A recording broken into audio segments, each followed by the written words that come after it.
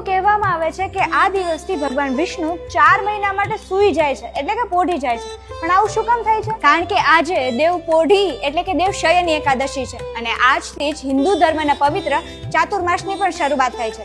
આ ચાતુર્માસ અષાઢ સુદ 11 થી કારતક સુદ 11 સુધી ચાલે છે, જેને આપણે ચાતુર્માસ કહીએ છીએ.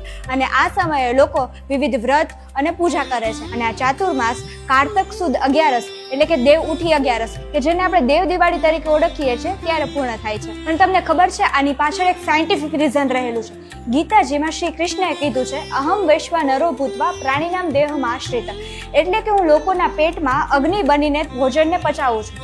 અને તમે નોંધ્યું હશે કે આ ચોમાસા દરમિયાન આપણી ડાયજેશન સિસ્ટમ થોડીક સ્લો થઈ જાય છે અને તે સરખી રીતે કામ નથી કરી શકતી. અને આપણા મોટા ભાગના રોગ પણ બધા આપણે ચોમાસામાં જ થાય છે. એટલે આ વ્રત અને ઉપવાસ રહેવા પાછળનું કારણ પણ આ જ છે કે આપણે આ ચોમાસા દરમિયાન આપણા ભોજન ઉપર થોડો કંટ્રોલ કરીએ, કે જેનાથી આપણી ઇમ્યુનિટી સિસ્ટમ વધે, ડાયજેશન સિસ્ટમ વધે અને કાંઈ વધારે પ્રોબ્લેમ ન પડે. અને આ ટાઈમે ભારે ખોરાક પચવવામાં પણ મુશ્કેલી પડે છે.